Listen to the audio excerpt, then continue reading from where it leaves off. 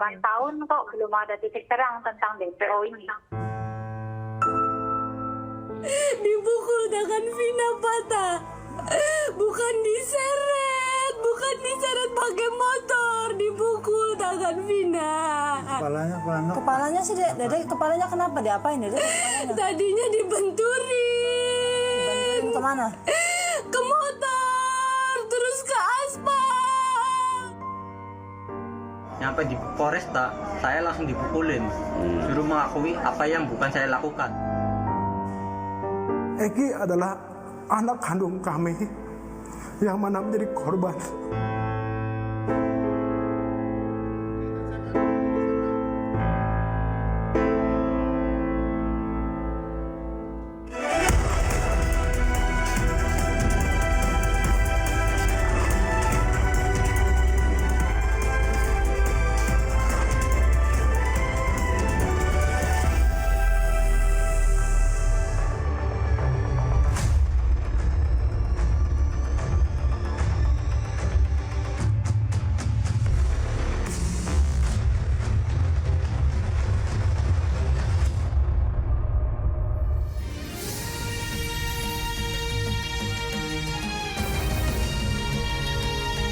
Disiarkan langsung dari studio MNC Conference Hall Ainus Tower, Jakarta. Inilah Rakyat Bersuara bersama Aiman Wicaksono.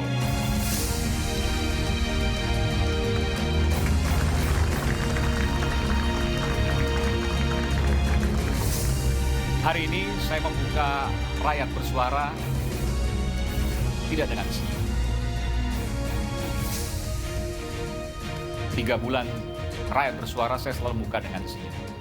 Tapi hari ini duka masih terasa. 8 tahun berlalu kasus pembunuhan sadis Vina masih tersisa misteri. Janggal karena sepenggal fakta yang belum terungkap. Mengapa sulit menyingkap kasus kematian Vina? Inikah potret hukum negeri? Saya Aiman Wicaksono. Anda menyaksikan Rakyat Bersuara.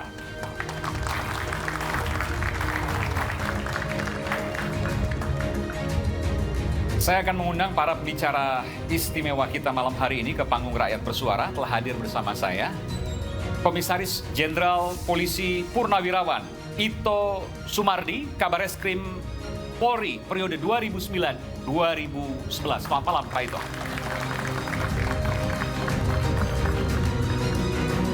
Selamat malam, Pak Ito. Sehat selalu. Selamat. Yogi Nainggolan, pengacara dari 5 terpidana kasus Vina. Terima kasih Pak Yogi. Terima kasih juga. Kami menghadirkan juga para terpidana nanti. Lalu hadir pula Effendi Ghazali, pakar komunikasi. Prof, selamat malam.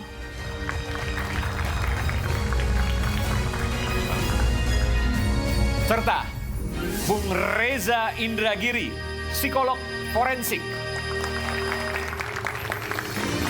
Bung Reza, sehat selalu. Selamat. Pemirsa,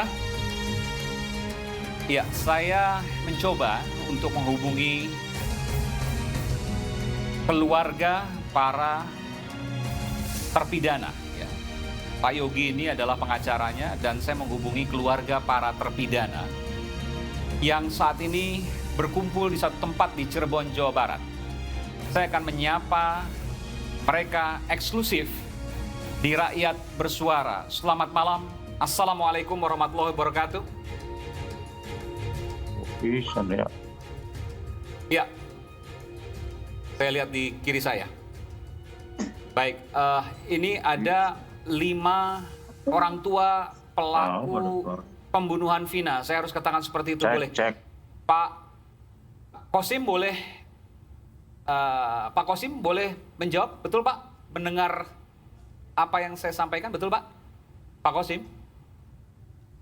Ya, ini eksklusif pemirsa. Gimana? Ini adalah 5 orang tua pelaku dari pembunuhan Vina yang anak-anak mereka sampai pada detik ini masih berada di dalam penjara. Lewat Zoom, Ya. Yang mendapatkan hukuman seumur hidup.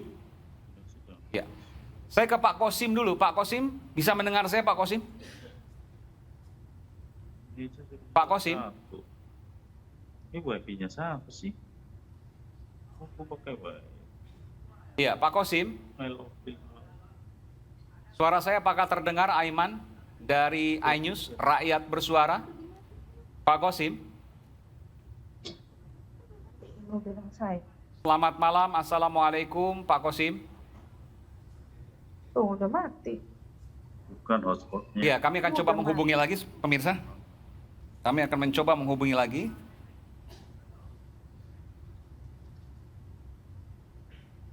Pak Kosim, selamat malam. Sebelum kita ke iya, masuk. saya ingin tanya dulu ke Pak Yogi. Pak Yogi itu betul ya orang tua pelaku ya? Boleh pakai itu Pak? Betul. Betul ya? Betul. Dan anak-anak mereka sampai pada hari ini masih dalam tahanan, penjara. Betul, terpidana. Terpidana. Seumur hidup. Seumur hidup. Itu 5-5-nya anaknya seumur hidup. Betul. Laki-laki semua, usianya semua nggak ada yang anak ya, di atas 18 tahun semua. Pada saat persidangan sudah dewasa. Lebih dekat lagi Pak? Ya. Pada saat persidangan sudah dewasa. Sudah dewasa, kecuali Saka Tatal, betul ya? Yang Masih di kemudian- bawah umur. Masih di bawah umur, sehingga waktu itu hukumannya 8 tahun. 8 tahun penjara dan Oke. sudah keluar. Oke. Yang 5 ini semuanya seumur hidup. Betul. Dan ini sudah tahap di 5 tambah 2 sebenarnya. Cuman yang saya pegang itu hanya 5. 5, ini 5 ya Pak. Yang menjadi pertanyaan, ini sudah banding, sudah kasasi atau masih di tahap pertama pengadilannya? Jadi untuk putusan tingkat pertama, Ya. kami akan lakukan banding. Namun pada saat putusan banding, kami tidak pernah mendapatkan relas dari pengadilan tinggi. Dari pengadilan negeri Cirebon. Maksudnya tidak mendapatkan kopi putusan ya? Pemberitahuan. Oke, maksudnya gimana Pak? Pemberitahuan artinya kalau ada putusan banding, Ya. tentu pengadilan negeri di mana tempat mengadili perkara pertama, maka harus mengirimkan kepada kami sebagai lawyernya. Oke. Tapi kami tidak pernah mendapatkan. Jadi nggak tahu hukumannya apa dibanding? Informasi yang kami dapat dari lawyer yang lain dikuatkan. Artinya tetap seumur hidup? Ya, baru kami ketahui setelah waktu kami untuk kasasi habis.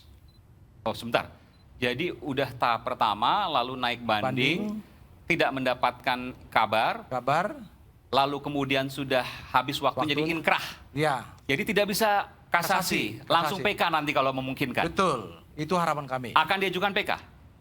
Akan diajukan PK, makanya forum ini perlu ada satu pencerahan kepada nanti semua pihak, supaya nanti latar belakang kasus ini tidak misteri. Oke, saya boleh tahu nggak Pak, kalau PK itu kan harus ada novum, bukti baru. Betul. Apa bukti barunya, novumnya? Jadi begini, kami melihat persoalan ini sebenarnya persoalan sederhana. Ya. Persoalan kecelakaan lalu lintas tunggal. Oke. Tapi ditarik menjadi kriminal.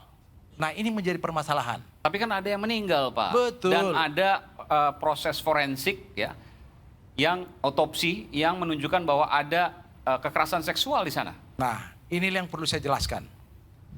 Jadi kalau kita merujuk ke dalam persoalan yang sebenarnya, ada sejoli sedang melintas di jalan flyover, jalan perjuangan, kemudian menabrak marka jalan yang permanen, Ya.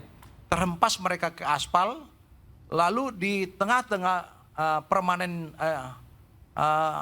marka permanen itu ada berdiri lampu penerangan jalan. Ya. Tentu untuk menopang lampu penerangan jalan itu ada bautnya.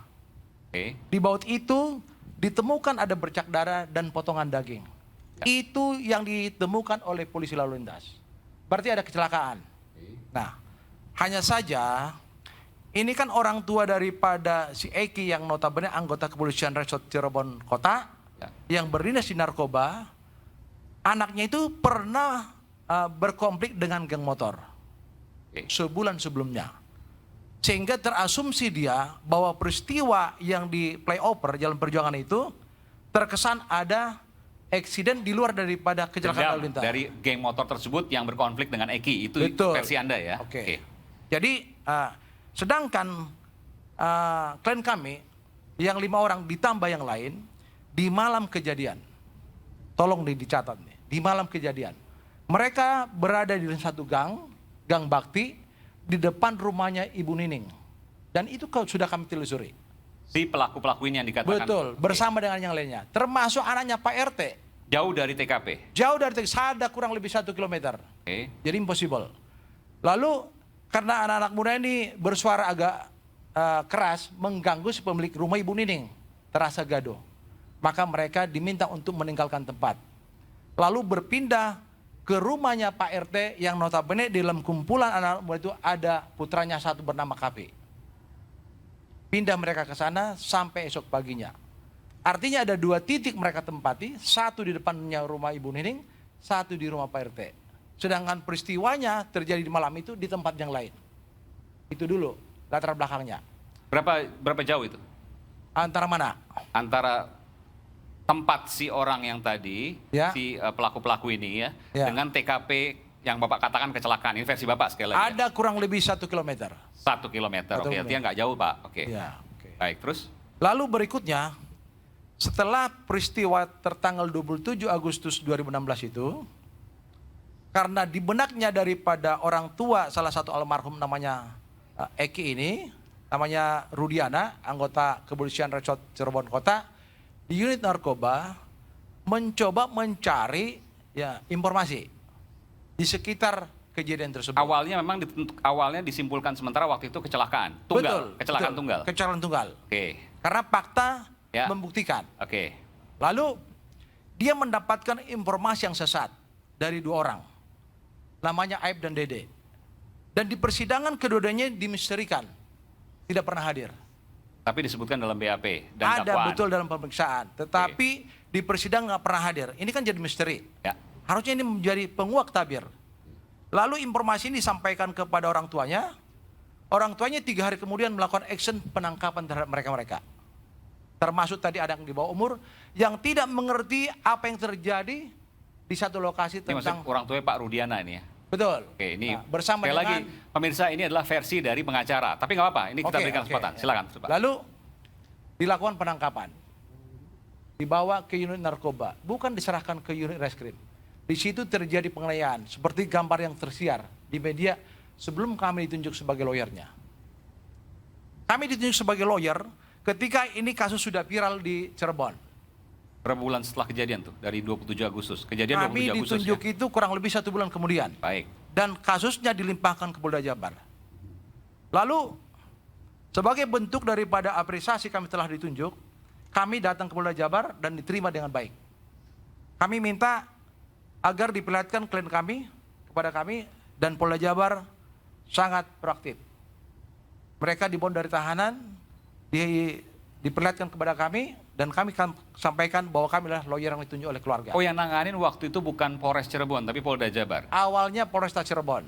Oke. Tapi karena kasus itu sudah viral di media, Ya. termasuk juga gambar-gambar yang menyangkut tubuh mereka sudah viral, maka Ditarik. demi keamanan kepolisian Resort Cirebon Kota mungkin itu filosofinya, lalu ditarik penanganannya ke Polda Jabar. Oke, jadi kalau selama ini disebutkan bahwa yang menangani kasus Polresta Cirebon salah itu ya? Awalnya, Awalnya betul, tapi kan ketika sampai ke kejaksaan, pengadilan yang mengawal kan Polda Jabar waktu itu. Betul. Baik, oke. Ini fakta baru nih karena yang kemudian dikejar waktu itu adalah Kapolresta Cirebon, ya. boleh saya lanjutkan? Silakan. Oke. Artinya itu fakta yang salah, itu satu hal. Baik, silakan Pak. Lalu setelah kami dipertemukan dengan klien, secara jelas dan faktual, di wajahnya mereka masih banyak luka-luka, walaupun sudah ada mengering, termasuk juga di bagian tubuhnya. Kami tanya, ini apa penyebabnya? Kami telah mendapatkan penyiksaan yang masif selama berada di kepolisian Resort Cirebon Kota, termasuk di unit narkoba. Sehingga berapa hari berselang dari penyidik menghubungi kami untuk dilakukan pemeriksaan tambahan. Kami hadir mendampingi dan pertanyaan yang biasa dilakukan oleh penyidik kepada tersangka apabila ada limpahan daripada kepolisian yang lain, di mana mereka sudah pernah dilakukan pemeriksaan terdahulu, mereka mengatakan akan mencabut BAP yang dibuat terdahulu. Karena itu tidak pernah mereka lakukan. Karena Ini yang mereka mengatakan para pelaku itu. para pelaku, karena Oke. posisi mereka apapun yang diinginkan oleh penyidik, maka mau tidak mau mereka akan lakukan. Karena Itu ditarik BAP-nya pada waktu Anda mendampingi. betul, itu di kepolisian daerah Jawa Barat. Karena mereka menceritakan kepada Anda pada waktu pemeriksaan mereka bukan mengatakan yang sebenarnya karena ada intimidasi dan Betul. kemudian fisik dan lain sebagainya. Itu yang disampaikan oleh mereka kepada Anda. Ya. Dan tanpa ada pengaruh dari kami sebagai lawyer, kami sifatnya hanya mendampingi. Oke, akhirnya dicabut Pak BAP-nya. Dicabut. Diganti Karena dengan BAP baru. diganti dengan BAP baru. Oke. Lalu kemudian BAP baru semuanya berbeda dengan pernyataan Berbeda. sebelumnya. Misalnya Karena- apa Pak perbedaannya? Apa yang Anda ingat? Oke. Jadi kalau kita lihat secara generalnya isi daripada BAP, satu, bahwa mereka bukan bagian daripada geng motor dan tidak kenal dengan kedua korban, tidak kenal juga dengan DPO yang ada dalam berkas perkara. DPO yang 3 orang itu. Betul, sebenarnya bukan 3, ada 4 itu. Satu Kalau lagi kita lihat perempuan. dalam berkas perkara itu ada 4. Satu lagi perempuan. Satu lagi lelaki. Oh, 4-4-nya laki-laki. Laki-laki. Cuman kan yang sekarang dipublikasikan itu ada 3. Sebenarnya ada 4 di dalam berkas perkara. Oke. Di dalam berkas perkara ada 4. Ada Oh, 4 ini fakta itu. baru lagi. Jadi di dalam berkas perkara itu bukan 3 buronan, tapi 4 buronan. 4 buronan. Yang sampai sekarang belum ketemu semua tuh 4-4-nya. Gak jelas, kita orang tahu. Karena Ya. itu urusan daripada penyidik. Itu di Polda Jabar sekali lagi ya. Lalu Waktu itu. berikutnya. Baik. Lalu berikutnya. Pada waktu melakukan rekonstruksi, kami juga disampaikan oleh penyidik bahwa akan ada dilakukan rekonstruksi di Cirebon. Itu diperiksa di Polda Jabar, Pak. Saya konfirmasi. Apanya? Ini yang tadi BAP yang kemudian diganti Betul. di Polda Jabar Sudah ya? di Polda Jabar itu. Oke, baik. Lalu berserang berapa waktu kemudian kami dihubungi oleh penyidik Polda Jabar bahwa ada agenda untuk rekonstruksi. Kami akan hadir ke Cirebon. Nah, setelah kami hadir ke Cirebon, kami melihat ada adegan-adegan. Adegan-adegan itu yang tidak pernah dilakukan oleh klien kami. Maka kami menolak, kecuali adegan yang 2. Satu yang berada di depannya rumah Ibu Nining, karena mereka gaduh sehingga diusir. Dan satu adegan yang di rumahnya Pak RT. Tapi adegan yang kedua, Pak RT ini menolak, karena anaknya udah selamat. Ini harus dibuka nih ya. Anaknya sudah diambil dari kepolisian. Maksudnya? Jadi begini, saya jelaskan kembali. Pada saat kumpul-kumpul di depan rumah Ibu Nining, ada kurang lebih mereka 9-10 orang, anaknya Pak RT bernama Kapi ada di dalamnya. Oke. Lalu mereka bergeser ke rumahnya Pak RT yang kosong. Termasuk juga anaknya Pak RT. Ya. Nah, dilakukan penangkapan 3 hari kemudian karena berdasarkan informasi yang sesat. Termasuk anak Pak RT itu. Termasuk anaknya Pak RT. Ya. Kemudian anak Pak RT-nya datang ke kepolisian. Bahwa anak saya ada di rumah, kira-kira itulah informasinya. Ngotot lakcir, mungkin begitu. Sehingga kepolisian mengeluarkan dia, tetapi orang ini tidak dikeluarkan. Padahal sama-sama malam itu di rumahnya Pak RT. Setelah berpindah dari... Jadi anaknya Pak RT ini sama sekali tidak pernah terkena proses hukum. Anda mau mengatakan itu? Betul. Dibawa mula-mula. Tetapi karena Pak Kapi anaknya ini dijemput sama bapaknya dengan argumentasi yang mungkin bisa diterima oleh kepolisian, sehingga dia dilepaskan. Tidak pernah jadi tersangka dan sebagainya? Tidak pernah jadi tersangka. Walaupun sempat di BAP di awal? Ada BAP awal. Oke, baik. Ada BAP awal. Lalu berikutnya, kita masuk ke arena persidangan. Kami kan mendapatkan berkas dari pengadilan. Ini sudah BAP baru nih ya di persidangan Sudah. ya? Oke, baik. Termasuk juga BAP yang lama tetap. Ya. Ya. Kami melihat ada 2 berkas. Karena ini sifatnya split. Berkas pertama di situ ada Eko dan Ripaldi. 1 berkas. 1 berkas lain ada 5 orang lagi. Termasuk klien saya ada 4 di berkas yang kedua.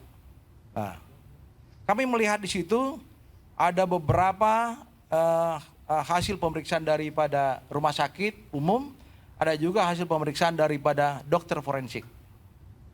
Nah, di dalam pemeriksaan dokter forensik itu ditemukan sperma di tubuh daripada wanita yang menjadi korban. Vina? Ya. Oke. Dan dokter forensik itu juga sudah diminta pendapatnya di dalam ruang persidangan. Seharusnya DNA sperma itu harus ditingkatkan DNA-nya untuk mengetahui itu milik siapa. Oke. Nah, klien kami kan ada dalam penguasaan pihak kepolisian, tapi tidak dilakukan.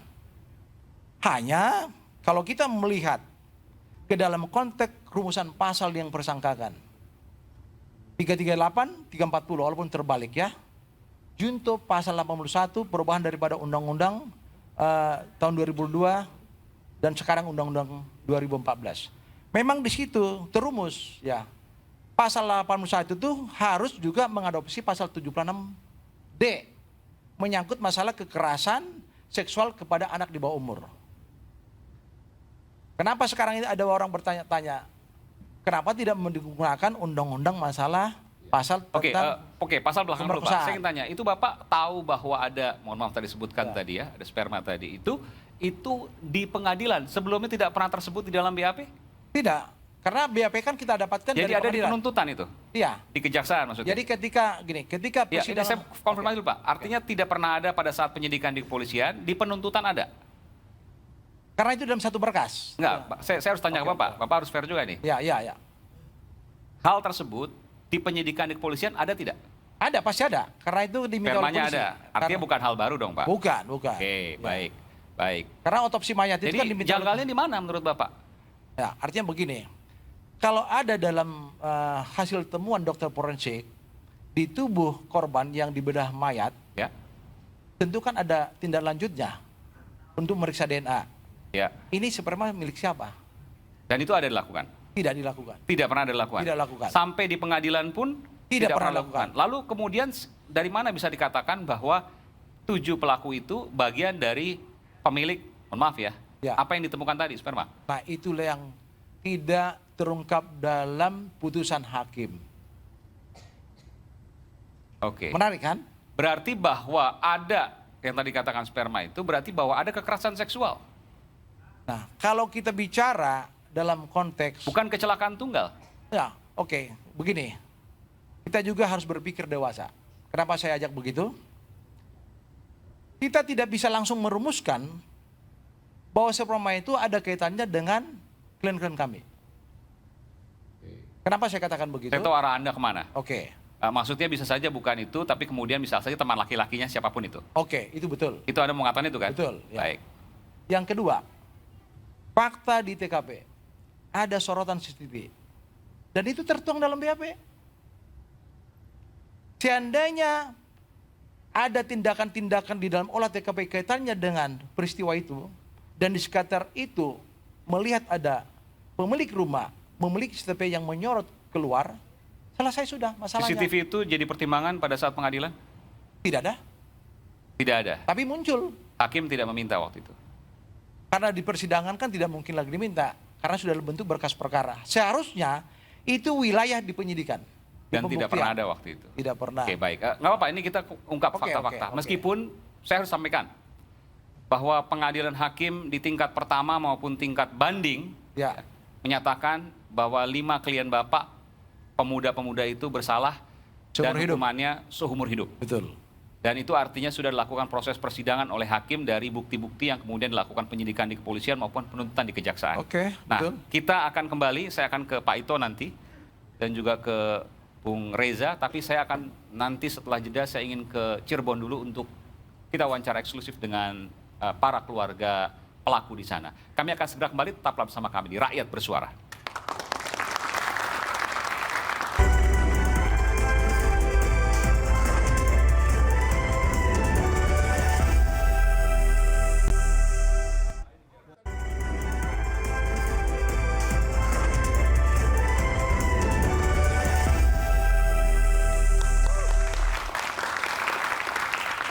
Sebelum saya ke keluarga, nanti saya akan menuju ke keluarga karena sudah ada di belakang saya ini lewat Zoom ya.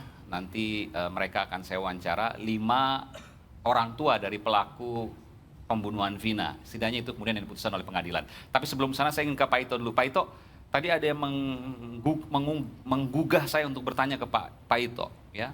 Kabareskrim Polri 2009-2011. Ada CCTV di tempat kejadian perkara tapi tidak pernah kemudian diputar di peradilan ya, karena tidak masuk ke dalam penyidikan maupun penuntutan. Apakah mungkin itu, Pak? Mungkin saya dari awal dulu ya, Mas Ya. Aiman. Saya tidak dalam kapasitas menilai apakah ini benar atau tidak. Karena yang paling tahu adalah pelaku, kemudian juga penyidik yang pada saat itu yang awal, dan juga tentunya Tuhan yang paling tahu kan.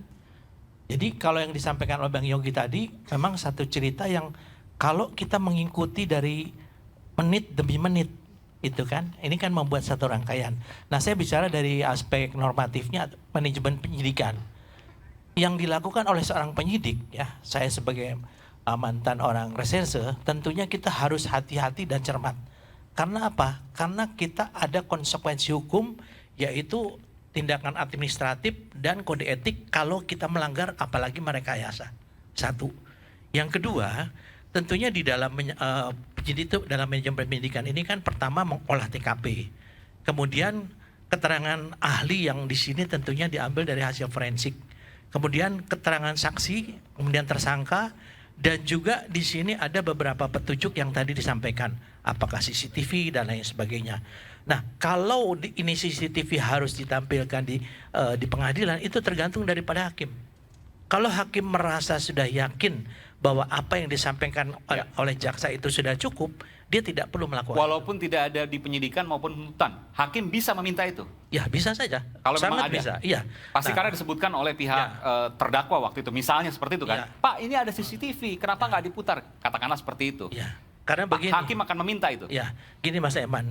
Pengalaman saya juga ada CCTV di sana, tapi tidak menggambarkan peristiwa itu karena peristiwa itu ternyata terjadi di tempat lain. Sehingga dianggap bahwa itu tidak relevan dengan kasus yang ditangani. Kemudian dari sistem peradilan pidana. Tadi saya sudah sampaikan bahwa seorang penyidik itu harus cermat dan hati-hati. Sehingga kenapa? Karena dia akan mendapatkan arahan petunjuk daripada jaksa melalui P18, P19 sampai P21. Baik. Dianggap lengkap. Nah, kalau sudah sampai ke jaksa, maka tugas daripada penyidik selesai di sini. Jaksalah yang berdasarkan hasil penyidikan itu membuat rencana penuntutan untuk disampaikan kepada hakim. Jadi kalau sampai saya melihat di sini bahwa sekarang kita melihat kasusnya ini adalah dari ada satu kasus yang dianggap tanda kutip rekayasa ataupun penyiksaan. Dalam penyiksaan itu pernah saya menangani dulu, kalau penasihat hukumnya mengatakan, Pak, stop dulu pemeriksaan, ini klien saya coba diperiksa di visum. Oke.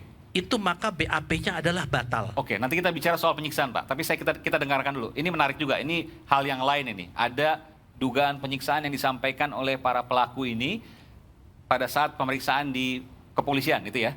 Nanti kita akan dengarkan dulu dan saya akan minta. Artinya memang terbuka untuk kemudian diminta pertanggungjawabannya pada saat di pengadilan misalnya. Oke, saya ke keluarga para korban, mohon maaf ya, keluarga para pelaku pembunuhan Vina. Selamat malam, Assalamualaikum. Ini Pak Kosim ya? Iya. Pak Kosim ini ayah dari Eko Ramadhani. Sekarang masih di penjara mana, Pak? Di LP kelas 1 Cirebon. LP kelas 1 Cirebon. Seumur hidup ya, Pak? Anak Bapak sekarang usia berapa, Pak? Sekarang usia berapa, Pak, anaknya? 34. 34 tahun. Oke, yang sebelah boleh perkenalkan diri siapa? Sebelah Pak Kosim? Saya Kastana, orang tua dari Haji Saputra. Orang tua dari? Kelihatan. Kurang jelas, Pak. Orang tua dari Dwi Sapta. Dwi Sapta, oke. Sapta ya, betul, oke. Baik, yang sebelahnya dengan ibu siapa? Orang tua dari siapa? Sumaina dari Hadi Saputra. Saputra, oke. Dan masih di penjara seumur hidup ya, Bu? Ya, Pak. Putranya, usia berapa, Bu? Putranya? Usia berapa? 1. Usia berapa? Umur berapa, Bu? Putranya umur berapa? 31 tahun. 31 tahun, oke. Waktu kejadian umur 20-an tahun nih, 8 tahun lalu, berarti kurang lebih sekitar 23 tahun. Baik. Sebelahnya, Ibu siapa? Aminah. Ibu Aminah, anaknya, putranya siapa namanya, Bu? Usia berapa sekarang? Kakak dari Supriyanto. Usianya 25 kurang lebih. Sekarang 25? Oh, waktu kejadian masih anak-anak dong, 18, 17. Maksudnya gimana, Bu? Sekarang usianya berapa, Bu? Anaknya? 26 jalan. 26, berarti waktu itu 18 itu. 18 waktu kejadian ya. Jadi pas itu bukan anak lagi. 18 tahun. Sebelahnya Bapak? Mardana, Pak. Ayah dari? Kakak, bukan ayah. Oh, kakak dari? Jaya. Jaya, baik. Masih di Di LP kelas 1 Cirebon? Seumur hidup juga. Orang tuanya kemana, Pak? udah meninggal semua, Pak. Dua-duanya. Berapa tahun lalu? Ya kalau bapak sih udah lama ya, ya semenjak dia kecil. Setelah kejadian ya? Iya. Oh, oke. Oh, sejak kecil. Oke, baik. Saya ingin ke Pak Kosim dulu. Pak Kosim? Ya. Iya.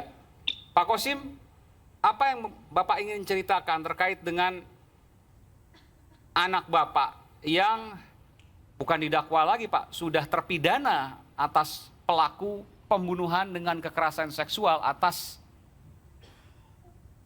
2 orang. Yang pertama bernama Eki, teman lelaki dari Vina. Keduanya adalah Eki dan Vina adalah korban yang merupakan korban pembunuhan. Apa yang Bapak ingin sampaikan?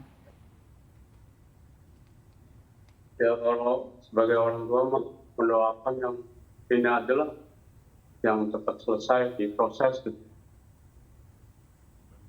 Oke, di proses seumur hidup ini masih ada satu upaya hukum lagi, PK, Pak, peninjauan kembali. Ya mungkin nanti akan disampaikan oleh Pak Yogi ini, pengacara Bapak. Saya ingin tanya, Pak, apakah Bapak sampai saat ini meyakini bahwa anak Bapak itu bersalah? Tidak, Apa bukti Bapak, anak Bapak tidak bersalah? karena waktu kejadian di tanggal 27 2016 tuh anak-anak pada kumpul di rumahnya Pak RT, Pak. Pas kejadiannya. Oke, itu ada bukti apa, Pak, waktu itu? Ada bukti anak-anak tuh pada makan goreng-gorengan.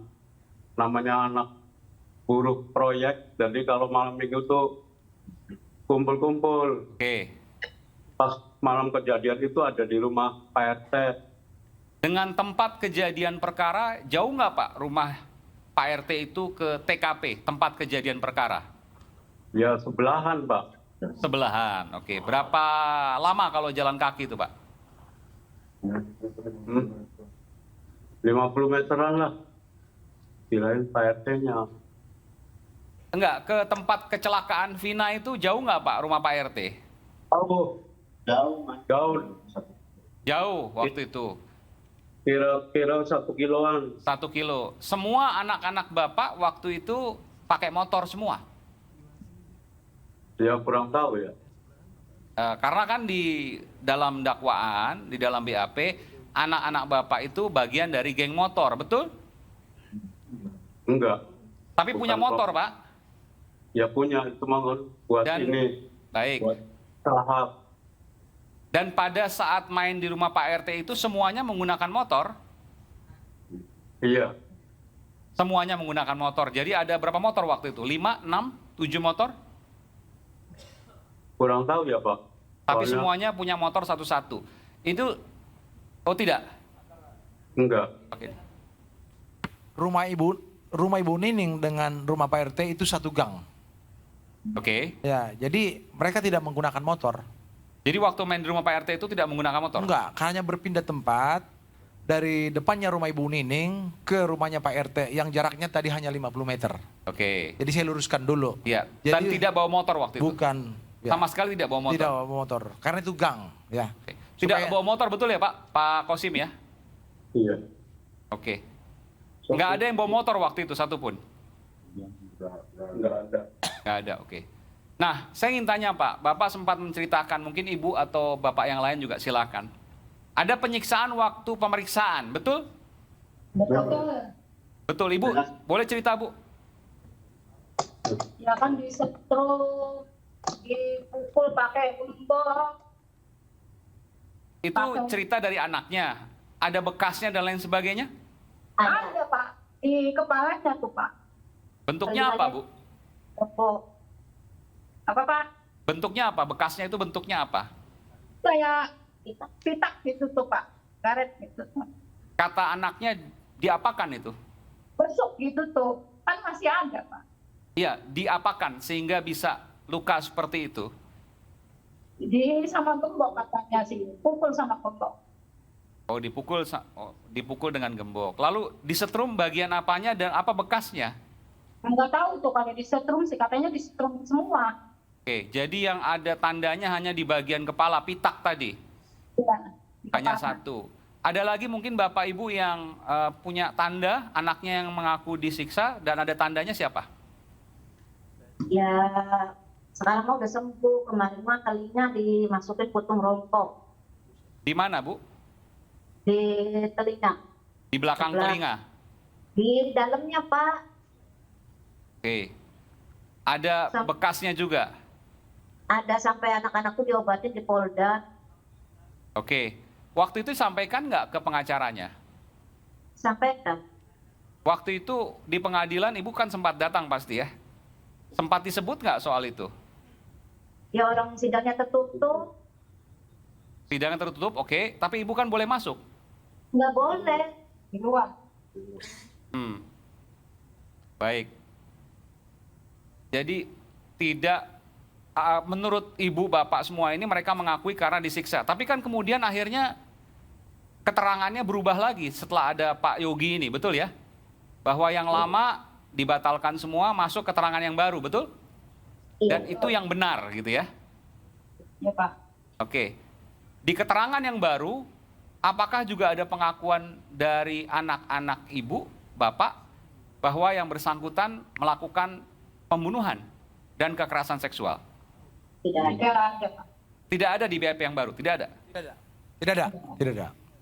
Tidak ada ya? Tidak ada. Tapi BAP lama tetap digunakan sebagai bahan untuk persidangan? Betul, dilampirkan. Meskipun sudah dinyatakan dicabut waktu itu? Cabut. Oke.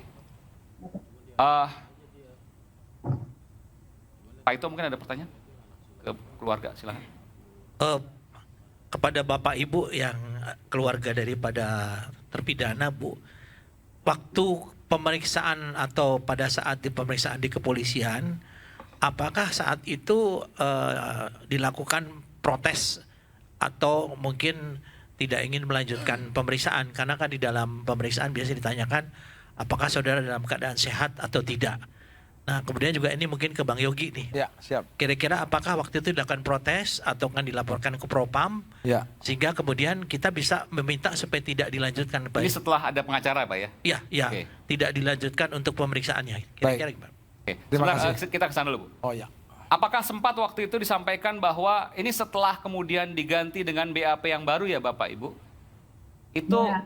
ada keberatan, kami tidak mau diperiksa karena ada tekanan terhadap anak-anak kami.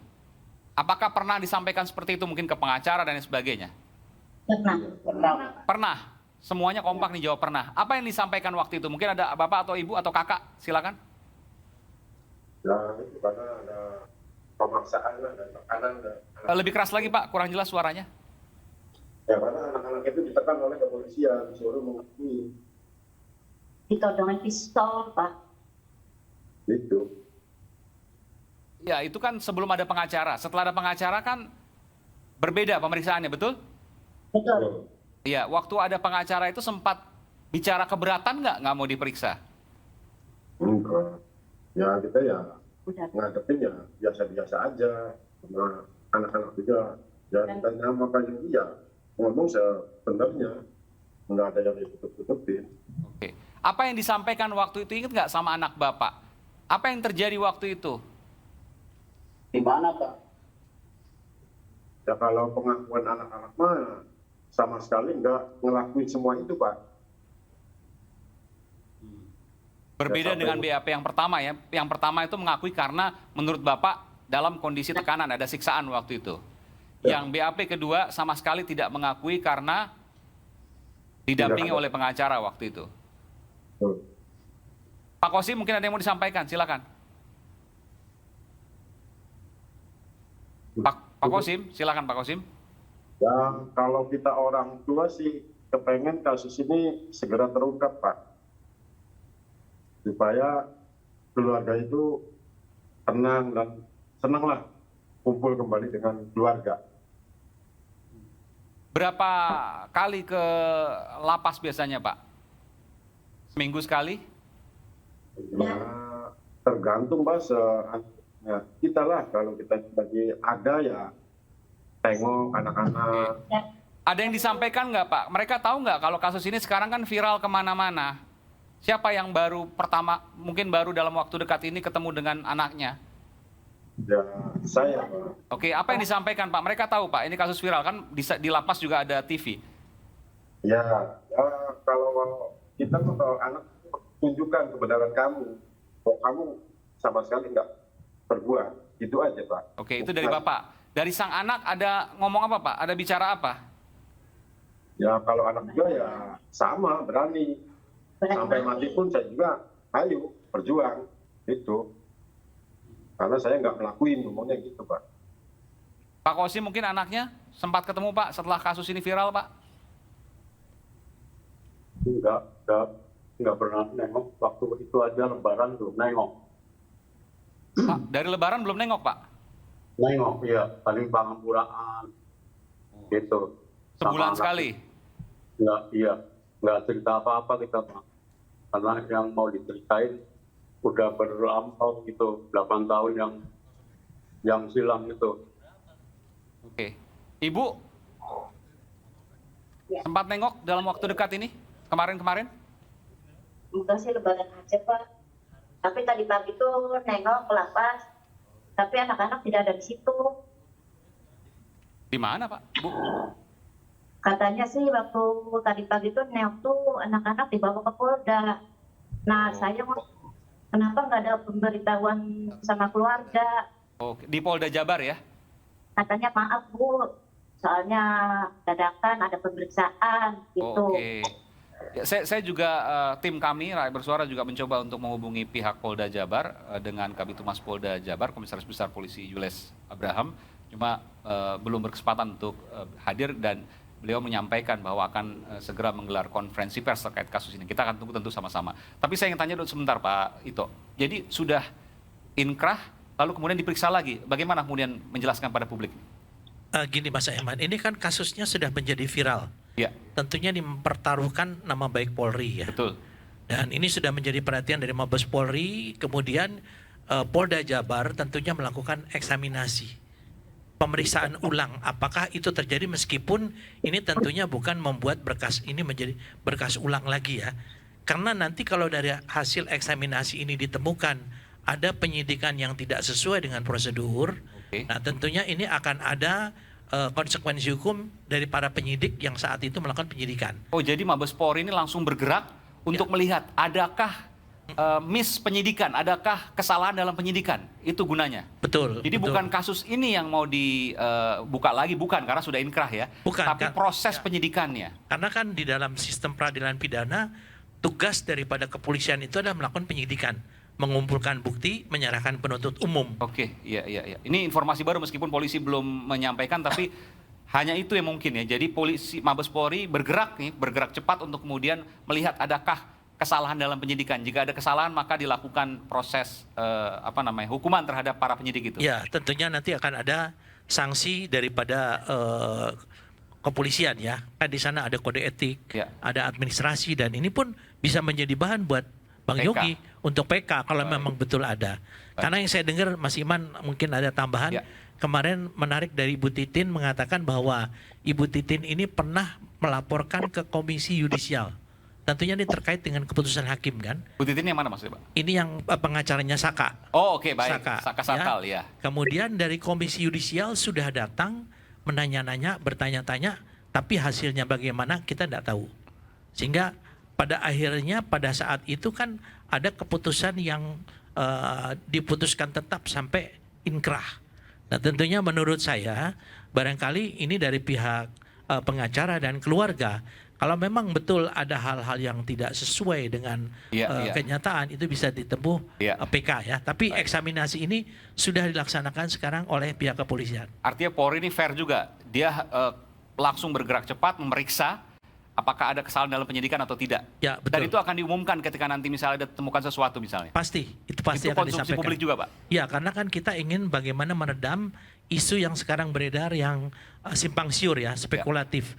Tentunya Polri juga tidak ingin, karena ini yang paling dipojokkan adalah kepolisian kan, karena menyangkut korbannya anggota kepolisian dan lain sebagainya ya.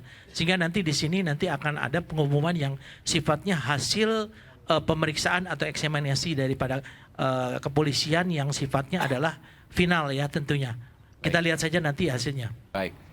Baik, terakhir Pak, saya ke Aiman, boleh titip pertanyaan? boleh silakan. Iya, Bapak dan Ibu yang terhormat di sana, apakah ada yang menyaksikan film ini gitu? Kan artinya ini bangkit kembali karena film ini, begitu ya? Dan sebagian dari apa yang muncul di media mendiskusikan apa yang ditampilkan di film ini. Apakah Bapak dan Ibu ini ada yang menyaksikan film Vina sebelum 7 hari itu? Ada Bapak Ibu? Oh, tidak ada. Oh, tidak ada. Waktu pembuatan film ini, Bapak dan Ibu ini tahu? Sempat diwawancara misalnya, sempat dihubungi oleh pembuat film, Bapak Ibu? Tidak. Tidak ya? Baik. Apakah anaknya ada yang dihubungi setahu Bapak dan Ibu? Tidak. Pengacara juga tidak? Nggak pernah. Oke. Apa yang mau disampaikan di situ, Bung Effendi? Enggak kan, karena kasus ini kalau tadi mau menyambung apa yang disampaikan Abang Daito, ini kan no viral, no justice, akan gitu ya. Itu kan tren di tengah media sekarang gitu. Nah, ketika dia menjadi film, ya baru ini diterjemahkan dengan aneka persepsi. Sementara yang membuat film juga memiliki tujuan dan persepsi yang mungkin kita baru tahu kalau dia yang berbicara gitu. Tapi pada saat ini yang menjadi menarik adalah ini ditanggapi oleh semua pihak, termasuk oleh Bapak dan Ibu yang ada di dalam, yang justru memunculkan semacam semangat untuk menuntut keadilan juga. Jadi ini menjadi menarik karena tidak victimnya gitu ya, korbannya itu menjadi dua gitu, yang dianggap sebagai korban, yang meninggal, Vina dalam hal ini, dan satu lagi ya teman prianya, atau juga mereka yang merasa mendapatkan hukuman tanpa melakukan gitu. Nah, tetapi lepas dari itu, apakah di antara kita menonton atau tidak, ternyata para orang tua yang 5 ini di Cirebon, Bapak dan Ibu ini tidak menyaksikan film ini.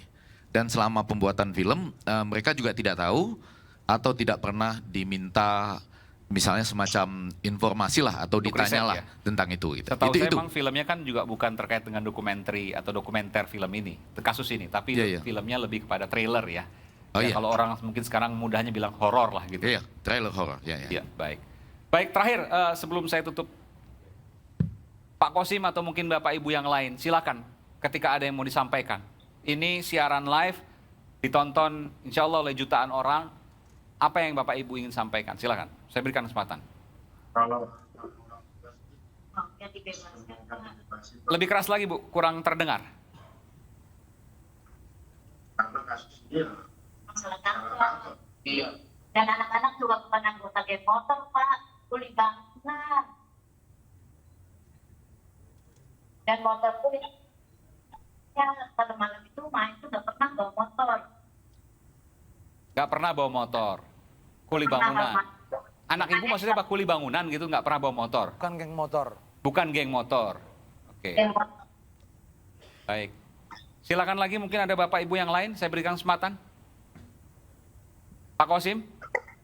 Kalau geng motor kan otomatis punya motor, itu memang enggak Pak. Nggak punya motor Pak, anak Bapak? Ya. Ibu nggak punya motor anaknya ya? Punya. Apalagi Bu Bapak meninggal. Sebentar, punya motor nggak Bu? Enggak. Punya? Enggak. Oh enggak, oke. Nggak bisa naik motor juga? Bisa naik motor, tapi itu motor kakaknya kalau berangkat kerja aja bonceng. Bonceng, oke. Pak Kosim juga tidak punya motor anaknya? Pak Kosim? Punya buat kerja. Oh punya buat kerja, oke. Siapa lagi yang tidak punya motor Bapak Ibu? Nah, punya sih Pak, ya cuma itu kerja, kredit Pak. Baik, Mas yang pakai topi kakak pelaku. Ada yang mau disampaikan, silakan Mas. Ya kalau Jaya sih sama sekali Pak, namanya juga orang miskin ya Pak ya, motor aja nggak punya Pak. Itu terus terang aja itu ya kuli bangunan juga sama seperti sayanya kakak. Oh adik Bapak itu nggak punya motor? Nggak punya motor sama sekali Pak, namanya juga orang nggak punya Pak. Oke. Terus terang nggak punya sama sekali. Baik. Tapi sering bareng naik motor sama temannya, mungkin dibonceng dan lain sebagainya, keliling-keliling? Kalau kerja Pak, kalau keluar sih paling jalan kaki. Ada misalnya nongkrong rutin tiap seminggu sekali, seminggu 2 kali misalnya, menggunakan motor?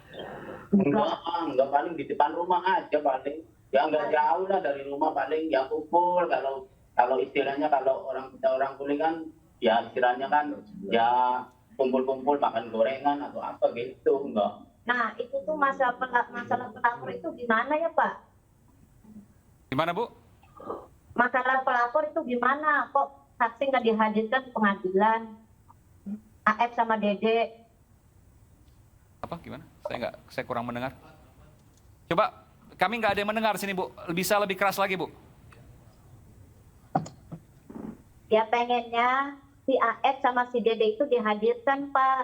Karena mereka yang melaporkan. Ya tadi, yang pemberi informasi sesat tadi, Aib dan Dede, kepada orang tua si Itu siapa, Pak? Temannya mereka? Bukan. Siapa itu? Bukan. Mungkin Jadi bisa saya tambahkan. Silakan, Pak. Dalam proses penyidikan di seluruh dunia itu ada saksi yang dilindungi. Bahkan di Amerika itu dia diberikan identitas yang berbeda. Nah, saya juga nggak tahu. Ini kan tentunya menjadi porsi daripada pemeriksaan eksaminasi tadi, Pak ya. Jadi kan awal mulanya dari 2 orang saksi ini yang menunjukkan kepada orang-orang ini yang Dan itu diduga boleh sebagai disembunyikan, boleh? sangat boleh tidak dihadirkan. Nah, kemudian yang kedua, Bang, kita juga melihat bahwa usia, kemudian juga profesi, itu juga belum tentu menjadi orang itu. Saya tidak mengatakan mereka yang sekarang dihukum ini adalah terlibat, tidak ya. Tapi sesuai dengan teori profesi, kemudian juga usia, itu juga tidak menjamin orang itu tidak melakukan kejahatan. Kita lihat sekarang kan bahkan baru-baru ini anak umur 13 tahun menusuk guru ngajinya misalnya. Dan banyak dilakukan kalau kita lihat pengalaman saya kalau anak-anak geng motor itu dia membawa celurit ini samurai itu di ini kan sambil ini kan kita tidak mengatakan bahwa itu adalah bukan, tetapi juga saya tidak bisa mengatakan bahwa mereka pelakunya. Jadi biarkanlah sekarang sedang berproses dari Polri, karena Pak Kapolri kan punya motonya presisi, ya tentunya harus transparansi. Kita tunggu bagaimana kesungguhan Polri untuk menunjukkan bahwa mereka menunjukkan bahwa ini benar atau salah. Baik. Saya yakinnya bahwa Polri tentunya tidak ingin merusak reputasinya yang selama ini sudah baik. Demikian, Mas. Baik, dan ini pasti akan nanti dibuka pada saatnya nanti, setelah semuanya kemudian selesai. Makanya kemarin jarang ada konferensi pers atau tidak pernah ada konferensi pers karena masih mengumpulkan dulu fakta-fakta dan data di internal Polri ini terkait dengan proses penyidikannya itu. Baik, Bapak Ibu, terima kasih. Sekali lagi tentu ya kami prihatin dan bahwa hukum tentu tetap harus berjalan sesuai dengan kesepakatan dari undang-undang. Maka kami ingin menutup ya wawancara dengan Bapak Ibu. Mungkin ada 1 kalimat terakhir, silakan saya berikan kesempatan untuk terakhir kali, silakan. Masalahnya tuh Pak, anak-anak nggak kenal sama si Aib sama si Dede. Baik, ini saksi yang tidak pernah Ibu Bapak lihat ya? bisa saya jelaskan. Iya, nanti kita jelaskan Pak. Nanti saya berikan Pak, karena saya udah harus break juga. Baik Bu, nanti saya akan kembali lagi ke Bapak Ibu ya. Selepas jeda kami akan segera kembali saat lagi tetap bersama kami di Rakyat Bersuara. Nanti karena udah over sekali.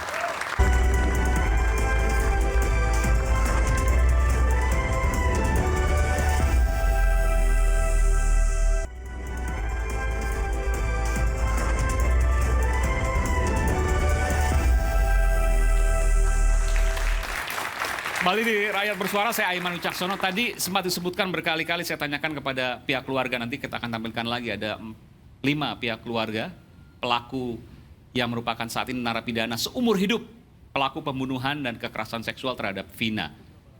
Ya, tadi disebutkan, saya ke Bung Yogi, Aib dan Dede, saksi yang tidak pernah dimunculkan oleh mereka. Meskipun Pak Ito mengatakan itu kewenangan penyidik karena saksi juga memiliki hak untuk tidak membuka penyidik memiliki hak untuk tidak membuka saksi. Jadi Aib dan Dede itu siapa? Baik, terima kasih. Jadi saya agak sedikit berbeda dulu dengan beliau, Pak Ito. Memang betul di dalam pembuktian hukum pidana, khusus kasus-kasus tertentu yang bisa membahayakan daripada saksi, khusus narkoba, tindak pidana korupsi, itu saksi itu bisa dilindungin. Tapi dalam konteks hukum pidana yang sifatnya general seperti ini, itu saksi itu harus muncul ke permukaan. Nah, di awal tadi sudah jelaskan bahwa orang tua almarhum Eki ini yang bernama Rudiana, dia mendapatkan informasi yang sesat daripada Aib dan Dede. Dan ada latar belakang kenapa kedua ini memberikan informasi yang sesat kepada orang tua daripada almarhum Eki. Karena kedua orang tersebut adalah pegawai cucian mobil di samping sekolah SMP 11. Dekat TKP itu? Bukan dekat TKP. TKP kan agak jauh. Berapa kilo itu? Ada 1 kilometer dari Baik. tempatnya Ibu Nining. Nah, suatu ketika ini informasi yang kami dapat dari hasil investigasi di sana. Ini anak-anak muda ini, yang orang-orang baik ini, yang pekerjanya pekerja kasar dan hanya bangunan, yang dipikirkan mereka setiap hari kerja dapat duit nanti per mingguan.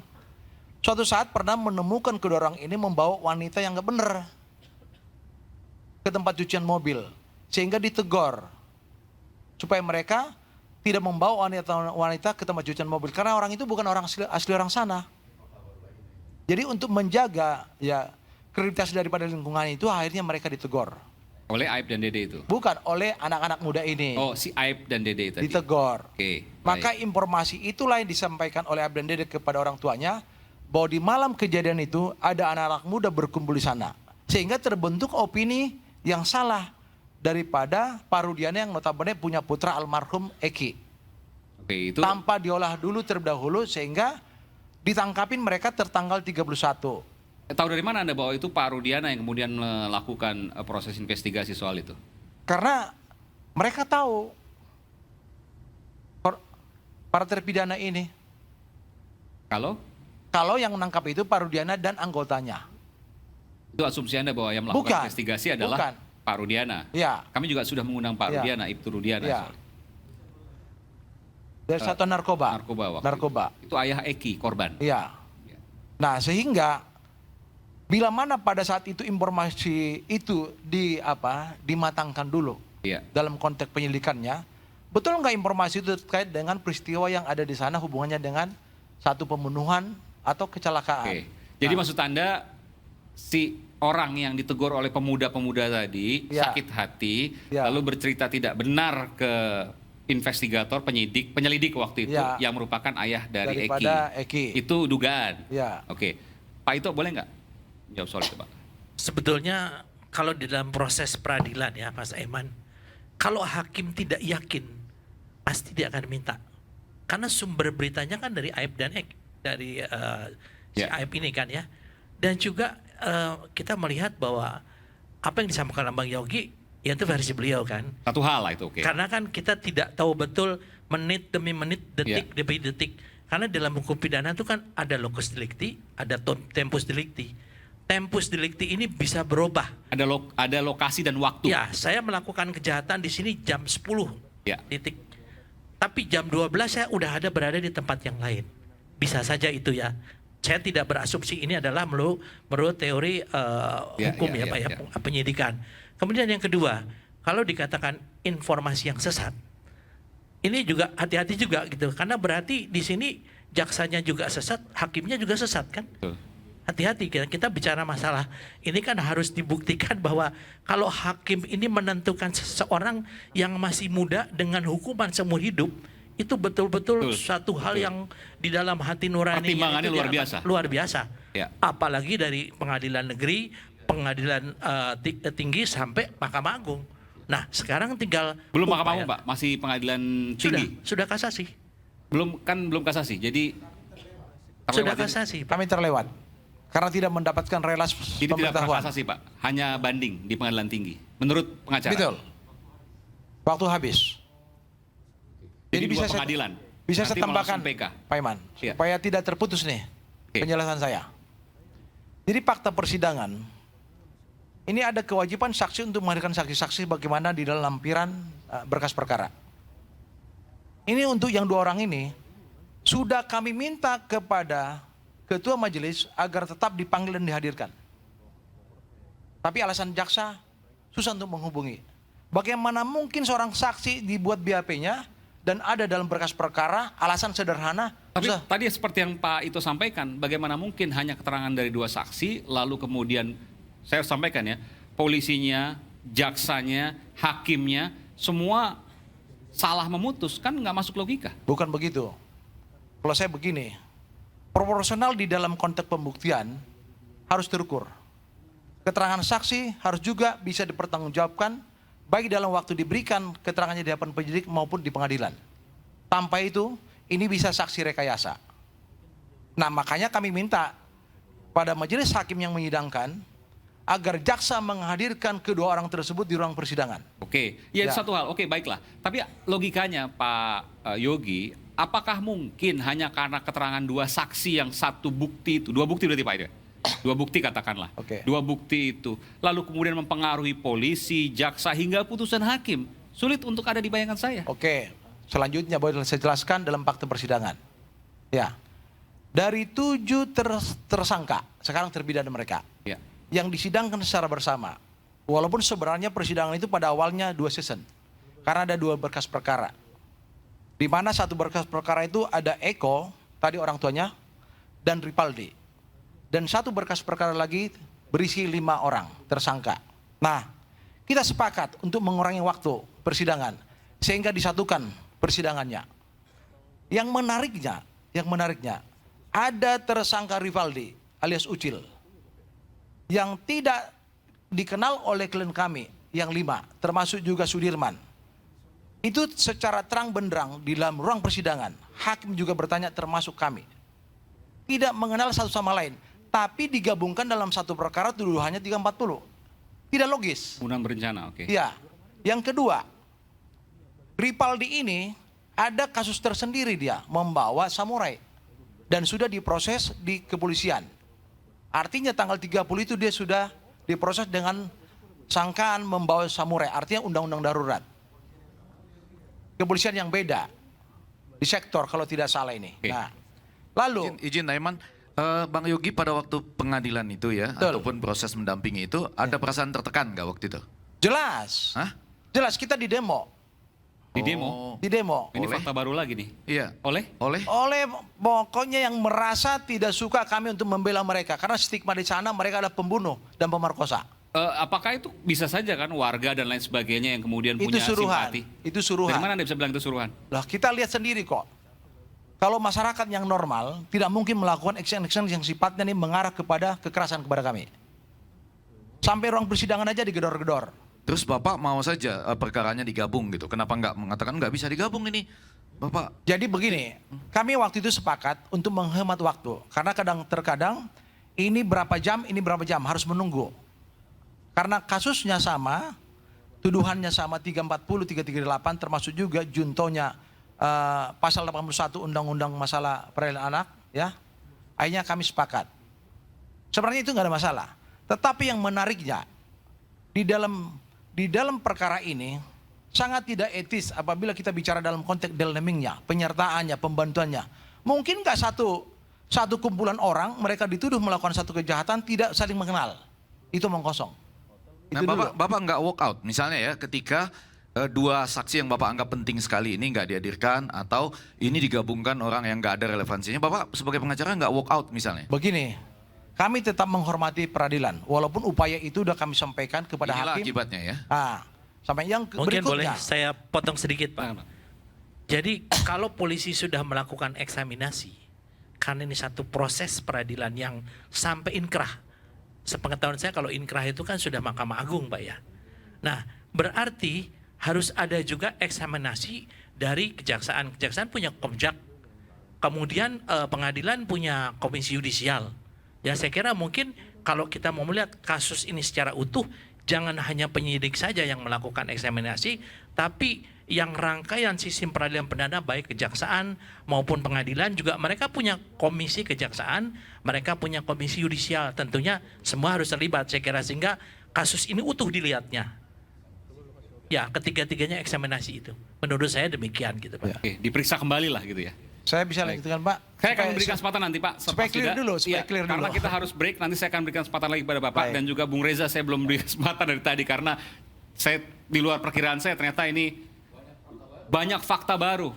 Eksklusif sekali lagi dan ini merupakan fakta yang wajib kita buka baik dari kedua sisi. Tentu ada proses perimbangan dari Bapak dan juga dari pihak yang kemudian mengerti soal penyidikan, Pak Ito dalam hal ini, dan juga nanti dari psikolog forensik. Kami akan segera kembali saat lagi, tetaplah bersama kami di Rakyat Bersuara.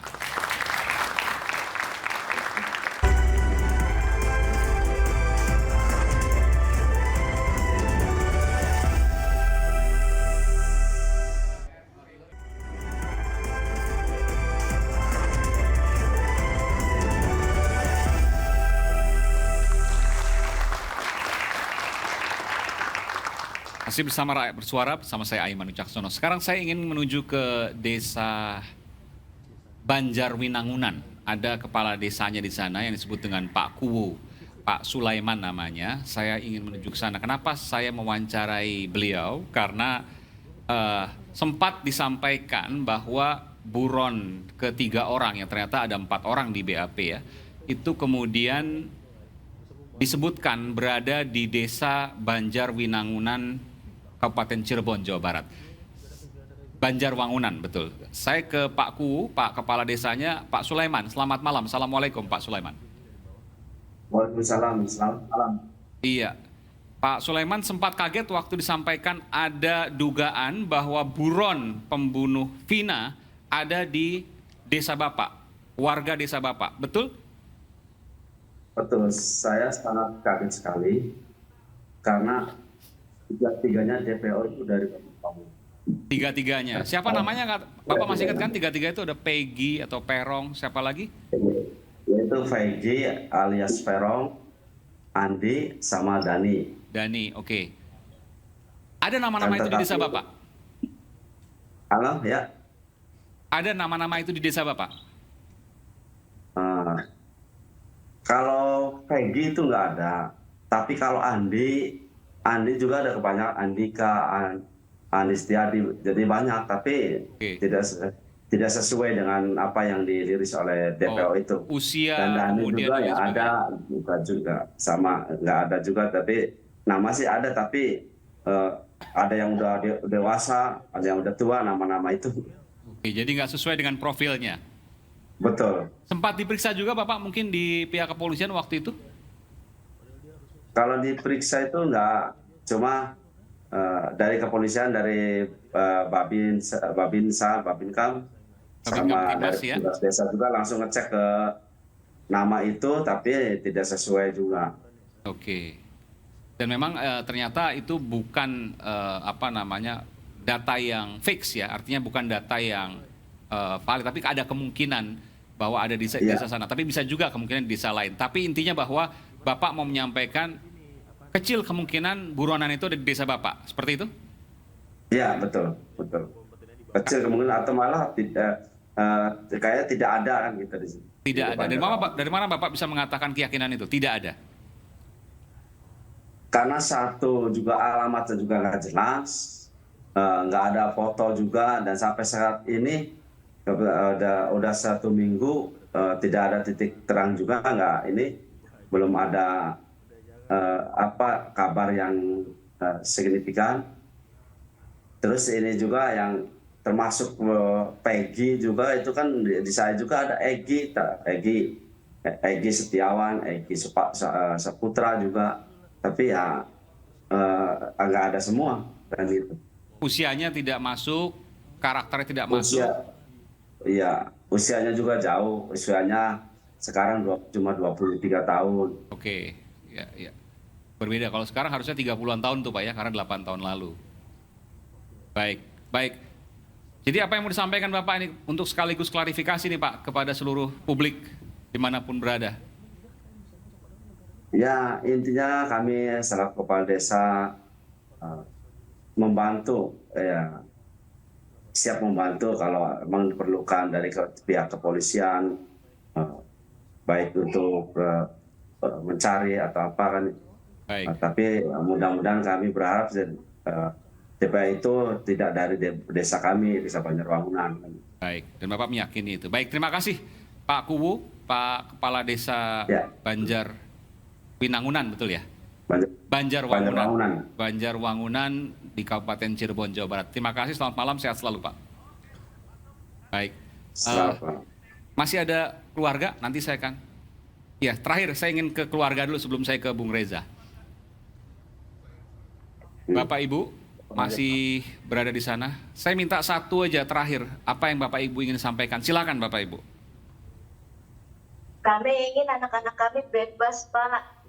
Karena mereka itu salah tangkap. Baik. Dan alhamdulillah di wilayah kami juga percaya bahwa mereka itu bukan pelakunya. Jadi mohon kasihani mereka.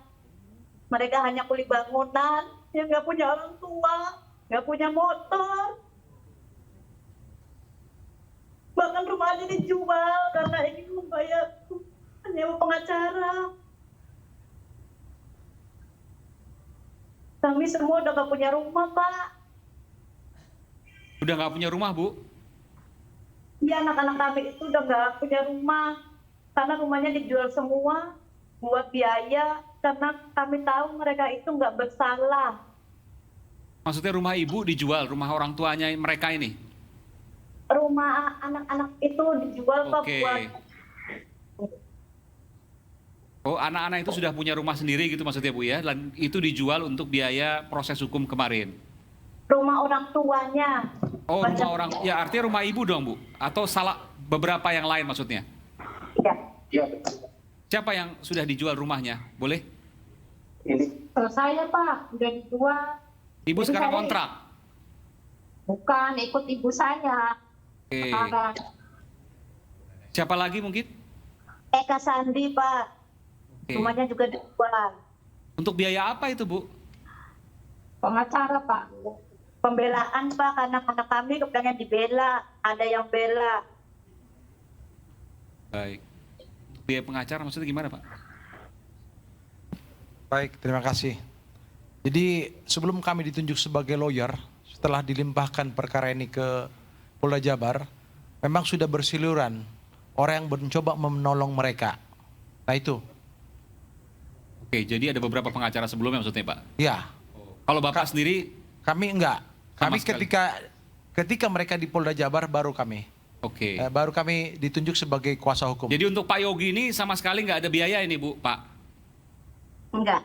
Oh, yang sebelum-belumnya maksudnya ini ya, sampai jual rumah itu? Ya. Iya. Berapa jual rumah itu waktu itu? Berapa sih? Cuma 8 berapa? Ada berapa?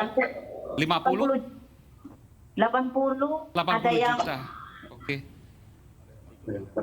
Ya, sekitar puluhan juta lah ya waktu itu ya.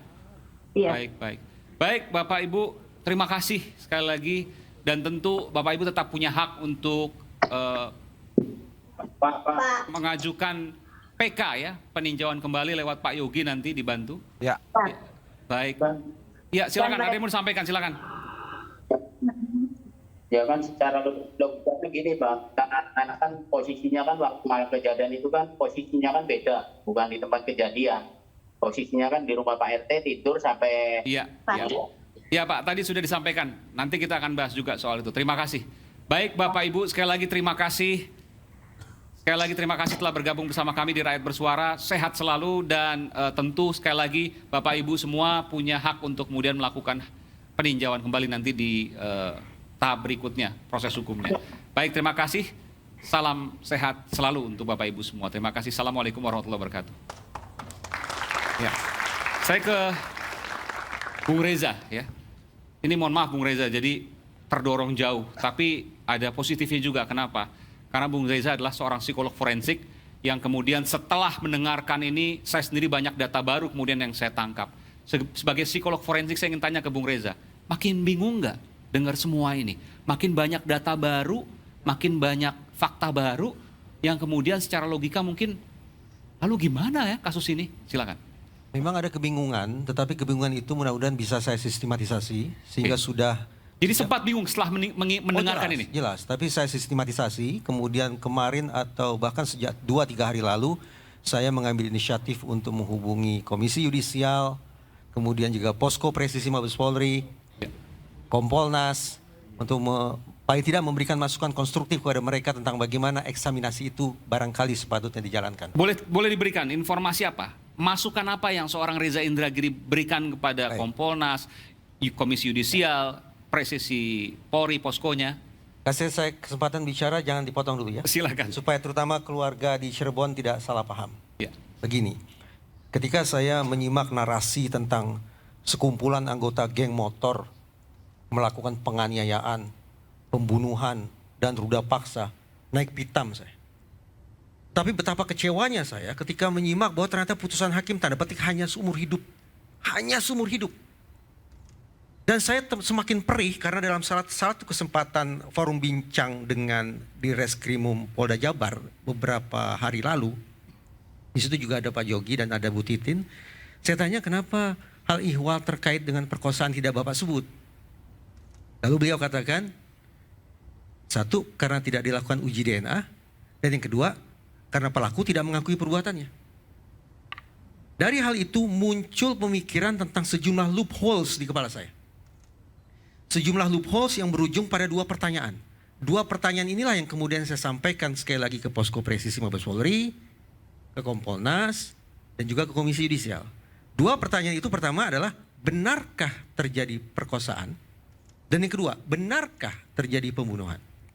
Nah, loopholes-nya terkait apa saja? Loopholes-nya tak lain tak kurang berkaitan dengan proses pemeriksaan secara saintifik yang saya elaborasi menjadi 3 persoalan. Pertama, saya melihat Mas Aiman, foto 6 orang dalam kondisi babak belur di muka. Dan saya berkesempatan juga berkomunikasi dengan terpidana anak yang sekarang sudah bebas, yaitu Saka. Yang juga bercerita ke saya bagaimana dia mendapatkan perlakuan yang luar biasa sadis ketika dia menjalani tanda petik pemeriksaan. Apa yang ingin saya katakan? Saya khawatir betul bahwa ini lagi-lagi menjadi dasar bagi saya untuk mengkritisi teman-teman di otoritas penegakan hukum yang terlalu mengandalkan pada mengorek pengakuan, mengorek kesaksian, mengorek keterangan yang mengandalkan daya ingat manusia. Kalau tadi Mas Aiman kan sempat skeptis ke Pak Yogi. 2 saksi, bagaimana mungkin mereka tidak terpercaya, begitu kan? Justru psikologi forensik menyimpulkan sebaliknya. Barang yang paling merusak proses penegakan hukum, barang yang paling merusak proses pengungkapan fakta adalah ingatan manusia. Kenapa? Karena ingatan manusia mudah terfragmentasi dan mudah terdistorsi. Baik atas keinginan si terperiksa yang secara sukarela mengubah-ubah keterangannya, atau karena ada pengaruh luar. Entah itu iming-iming, entah itu penyiksaan. Jadi ketika ada sebuah proses pemeriksaan yang berujung pada BAP, kemudian BAP-nya dicabut di kemudian hari, ini memperkuat kekhawatiran saya. Bahwa jangan-jangan sudah dilakukan proses penegakan hukum yang sekali lagi terlalu mengandalkan pada mencari pengakuan atau keterangan yang sifatnya abusif. Itu loopholes pertama. Loopholes yang kedua, terkait dengan apa yang dinarasikan sebagai perkosaan. Tadi saya katakan, saya sempat bertanya ke Pak Direskrimum Polda Jabar saat ini, bukan yang bertugas sekian tahun silam. Beliau sebut kata, maaf, sperma. Oleh penasihat hukum, saya juga diperlihatkan hasil pemeriksaan. Ada kata sperma. Mas Aiman tadi langsung mengasosiasikan sperma sebagai akibat perbuatan para pelaku. Dengan kata lain, langsung tersimpulkan di kepala kebanyakan orang bahwa sperma merupakan barang bukti yang tak terbantahkan bahwa ini merupakan perkosaan. Bukan, itu pertanyaan apakah mungkin itu kemudian dari para pelaku, bisa juga kemudian dari korban juga. Mas Aiman, dalam peristiwa ini, sebutlah ada berapa orang laki-laki? 8 orang sudah masuk bui. Ya. Betul ya? 3 sampai 4 orang katanya buron. Plus 1 orang lagi, yaitu laki-laki yang disebut sebagai teman dekat atau pacar Vina. Total ada berapa laki-laki? 13 orang. Yang ingin saya katakan adalah, sperma memang urusan kedokteran. Tapi latar psikis di balik datang atau keberadaan sperma itu urusan psikologi forensik. Saya ulangi ya, sperma adalah urusan kedokteran. Tapi latar psikis di balik keberadaan sperma itu urusan psikologi forensik. Konkretnya, sperma itu bisa datang sebagai akibat dua hal. Pertama, sebagai akibat aktivitas seksual yang forceful. Kalau ini yang terjadi maka sudah, ini pidana, ini kekerasan seksual, ini barangkali perkosaan. Pemaksaan itu yang pertama. Tapi jangan lupa yang kedua, sperma juga bisa datang akibat aktivitas seksual yang konsensual. Yang mau sama mau. Pertanyaan saya sekarang, dari 13 orang itu, kita mau mengatakan yang mana ini sebetulnya? Kalaulah dianggap ada yang melakukan aktivitas seksual yang forceful dengan almarhumah, yang mana? Dan sebaliknya, kalau kemudian kita berandai-andai bahwa sperma ini adalah akibat dari sebuah aktivitas seksual yang konsensual, maka mitra seksual almarhumah yang mana? Kedua pertanyaan itu tidak terjawab. Kenapa? Inilah salah satu atau loopholes kedua yang menjadi pertanyaan saya. Tentang bagaimana uji saintifik itu tidak dilakukan secara tuntas. Itu yang kedua. Yang ketiga, benarkah terjadi pembunuhan? Nah, untuk mengulas ini memang yang paling tepat adalah menurut saya teman-teman di kedokteran forensik. Kenapa? Karena mereka lah yang punya otoritas untuk membaca kemudian membuat tafsiran dari sudut pandang kedokteran tentang apa yang terjadi pada tubuh almarhumah Vina dan almarhum Eki. Karena saya tidak punya otoritas di situ, maka saya hanya akan katakan sederhana begini. Mari kita bandingkan antara hasil otopsi dengan tuntutan jaksa. Kita bandingkan ada kesamaan atau justru berbeda satu sama lain trauma yang tercantum di dalam hasil otopsi dan trauma yang tercantum di dalam tuntutan. Sekiranya ada yang bersedia untuk membacakan kedua berkas tersebut, mudah bagi kita untuk mengulasnya. Tapi sekali lagi, ini barangkali PR bagi rakyat bersuara untuk mengecek apakah sama ataukah berbeda antara trauma yang tercantum di dalam hasil otopsi dan trauma yang tercantum di dalam tuntutan. Kalimat saya hanya sampai di situ, tapi yang ingin saya tegaskan adalah ini merupakan loopholes ketiga yang saya baca berdasarkan pemikiran saintifik yang coba saya terapkan dalam kasus ini. Karena itulah berangkat dari 3 loopholes tersebut, saya rumuskan 2 pertanyaan yang saya rekomendasikan sebagai bahan untuk eksaminasi. Pertama, sekali lagi, benarkah terjadi perkosaan dan benarkah terjadi pembunuhan? Anda sempat baca BAP-nya atau dakwaannya? Sempat. Dan Anda tidak bisa menyimpulkan dari dakwaan itu bahwa ada pertanyaan tadi, apakah ada perkosaan? Ataukah itu kecelakaan? Mas Aiman, saya ataukah memilih itu pembunuhan untuk kekerasan? memakai atau mengedepankan sikap rendah hati. Bahwa segala hal yang terpikir di kepala saya tetap harus saya kemas sebagai bahan untuk diuji. Benarkah ada perkosaan? Benarkah ada pembunuhan? Sekiranya 2 hal ini dilakukan lewat eksaminasi publik, dan saya sepakat dengan Pak Ito, ini yang saya sampaikan ke lembaga-lembaga tadi untuk menunjukkan bahwa bagi saya eksaminasi tidak hanya sepatutnya dilakukan oleh Polri, tapi seluruh lembaga dalam sistem peradilan pidana sepatutnya secara legowo membuka kembali berkas hasil kerja mereka dan bersiap untuk mengumumkan ke publik temuan mereka. Sekiranya spesifik Polri, karena saya sangat mencintai lembaga ini, sekiranya Jenderal Listio Sigit mengambil sikap terbuka, rendah hati, dan tegas yang sama seperti pada kasus Verdi Sambo, kita buka, kita luruskan kembali proses penyelidikannya, maka saya sungguh-sungguh berharap beliaulah Jenderal Listio Sigit yang tahun ini mendapat Hugeng Award itu. Tadi disebutkan bahwa polisi tengah bekerja, Polda Jabar, untuk kemudian memeriksa soal penyidikan ini. Betul ya Pak Ito ya? Dan Pak Ito saya yakin pasti dapat informasi juga terkait dengan hal itu. Begitu. Jadi kita akan tunggu nanti hasilnya seperti apa, karena polisi sudah membuka diri untuk kemudian memeriksa soal penyidikan kasus yang terjadi 8 tahun silam. Nanti kita akan tunggu sama-sama. Kita akan kembali saat lagi, tetap bersama kami Rakyat Bersuara.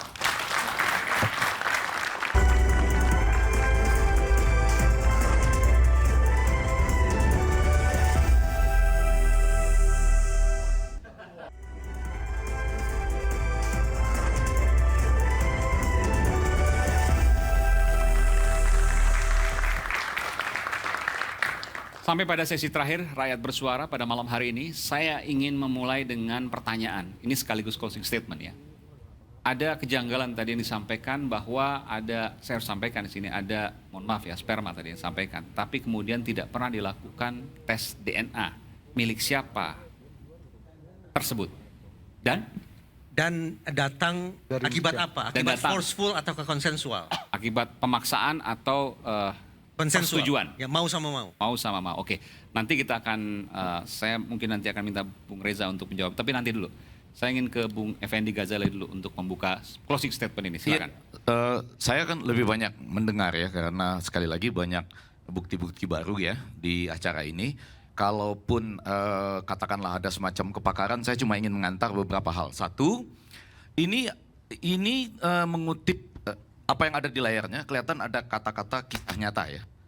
Rasa saya, maksud saya, pendapat saya lebih baik mungkin paling tinggi terinspirasi oleh gitu.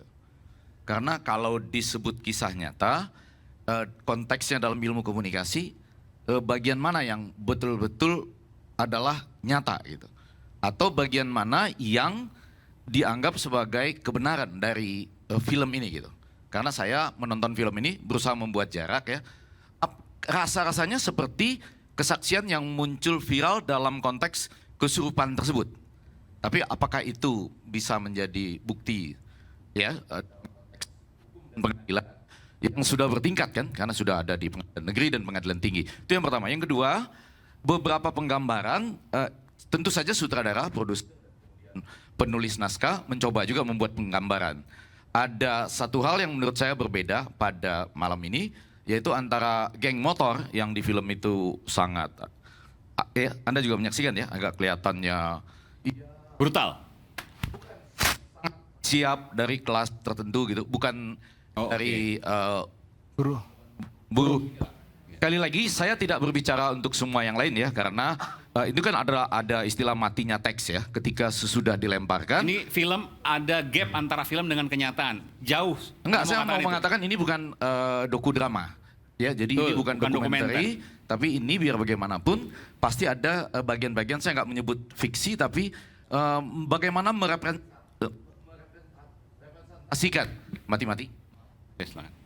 Bagaimana menggambarkan apa yang ingin digambarkan oleh penulis naskah, produser maupun. Ya, tapi ini perlu disampaikan juga, artinya Anda menyimpulkan, ini pribadi Anda, bahwa film yang sekarang beredar dengan kenyataan sesungguhnya itu berbeda jauh. Enggak, yang ingin saya katakan adalah saya sedang dalam proses mencerna apa yang diinginkan oleh pembuat film, produser ataupun sutradaranya. Karena kalau dilihat dari sisi tertentu kan social justice activism.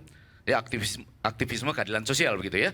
Tetapi yang menjadi menarik kalau dalam ilmu komunikasi kan harus terbagi dua. Satu, kita harus lebih memihak pada korban. Dan yang menjadi menarik, ini yang belum pernah Anda bayangkan, yang di sini korban ternyata bukan cuma Vina dan kekasihnya atau teman dekatnya, tetapi juga mereka yang merasa sudah menjadi tersangka atau terpidana tanpa pengadilan. Jadi kita memihak korban, jadinya ada dua korban nih.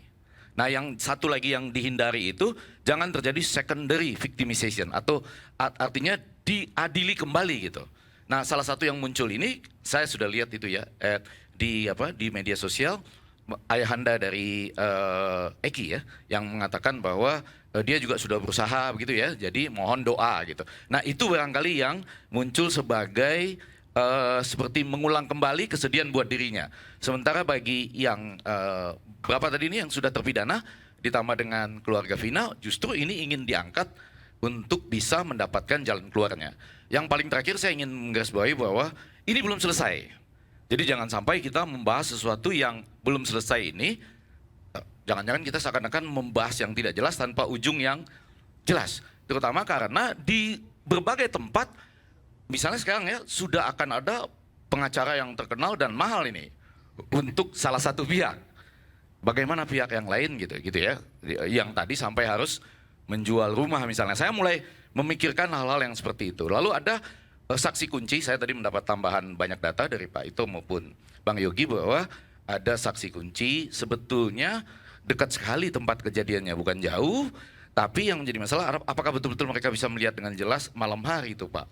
Ya kan? Nah, tapi memang dalam konteks pengadilan dia harus dilindungi sedemikian rupa. Saya sangat mencintai juga ya kepolisian, kejaksaan dan kemudian kehakiman. Saya pernah jadi penasihat ahli di kepolisian, sekarang masih di kejaksaan.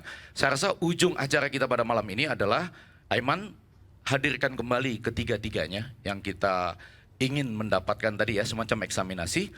Cocok loh kalau minggu depan kepolisian, kejaksaan, kemudian dari komisi yudisial ya, komisi kejaksaan ya, dan kemudian mulai berbicara tentang bahwa ini dieksaminasi kembali misalnya dengan memperhitungkan hal-hal apa gitu. Sehingga kita ada ujungnya. Kehadiran mereka saja, tiga-tiganya itu, Aiman belum bikin award tertentu ya, yang sementara baru ada Hugeng Award ya. Saya setuju dengan Reza, kehadiran mereka bertiga saja untuk menjawab ini dengan eksaminasi publik yang baik, sudah layak diberikan Hugeng Award pada tahun ini gitu ya. Karena sekali lagi, kita tentu juga harus menjadi penonton yang bisa membedakan apakah ini betul-betul sebuah dokudrama ataukah sebuah kisah yang katakanlah terinspirasi dari sebuah kisah tentang Vina. Saya tidak berada di salah satu sisi, tapi apapun yang disampaikan tadi oleh Reza, kemudian Bang Yogi, serta bapak-bapak dan ibu yang ada di desa itu, dan Pak Ito, semuanya menjadi masuk di akal saya pada malam ini. Kecuali tadi, bahwa geng motornya itu di dalam penggambarannya terlihat sangat siap, sangat, betul ya Anda nonton ya, sangat siap dari kelas yang agak atas gitu ya, dan bukan wajah-wajah dari mereka yang bekerja sebagai kuli dan lain-lain gitu. Setuju ya? Anda yang sudah nonton itu ya? Ada 3 orang yang sudah nonton setuju dengan perbedaan itu. Itu saja Aiman ya. Terima kasih Bung Effendi Ghazali. Saya ke Bung Yogi dulu, silakan. Baik, terima kasih. Kami sebagai kuasa hukum dari 5 terpidana. Tadi yang saya wawancara ya. Oke. Sudah secara nyata mendengarkan penjelasan dari orang tuanya, apa yang dirasakan mereka, dan kami juga sudah berjuang di pengadilan, termasuk semua juga mempertanyakan bukti-bukti yang dihadirkan dalam persidangan, dikaitkan dengan hasil otopsi, termasuk juga dibandingkan dengan dakwaan jaksa, itu semua bertolak belakang. Sebagai contoh, bahwa dalam dakwaan jaksa itu ada tusukan. Dikaitkan seolah-olah ada samurai milik daripada Ripaldi yang disita dalam kasus tertentu. Tapi setelah gali mayat, bedah mayat, itu tidak ada. Hanya terdapat luka-luka lecet, luka-luka tumpul. Dan di bagian lehernya ini ada patahan. Tentu apabila kita ikatkan dengan kecelakaan lalu lintas di malam itu, yang bisa kita gambarkan ada benturan antar sepeda motor di marka jalan permanen, dan ada sayatan daging daripada tubuh manusia di baut daripada lampu penerangan jalan, serta di aspal itu juga ada gesekan antara sepeda motor bagian stangnya dengan aspal. Itu tergambar ada kecelakaan lalu lintas. Yang berikutnya, kami berharap ya gentleman ini Rudiana untuk mengakhiri persoalan ini, sehingga kami nanti bisa mendapatkan satu keputusan. Bagaimana mengakhiri persoalan Pak? Anaknya meninggal. Begini. Anda nggak bisa mengatakan seperti itu. Saya jelaskan. Kami di dalam ruang persidangan sudah mengatakan belasungkawa atas meninggalnya kedua orang, baik anaknya Pak Rudiana maupun Vina.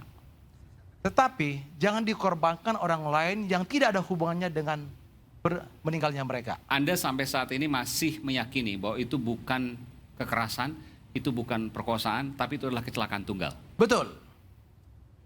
Dan sudah digambarkan tadi, jika ada sperma di dalam tubuh wanita, secara jelas, klien kami kan ada dalam penguasaan kepolisian. Tidak susah. Kami juga tidak pernah ibaratnya menolak untuk dilakukan uji DNA terhadap sperma mereka bila itu dibutuhkan oleh polisi. Tidak pernah melarang. Artinya supaya membuat terang benderang itu sperma siapa. Yang berikutnya, kenapa CCTV yang menyorot jalan? Yang sederhana aja pihak kepolisian mengatakan sektor sana, ke resort sana. Kami nggak punya ahli.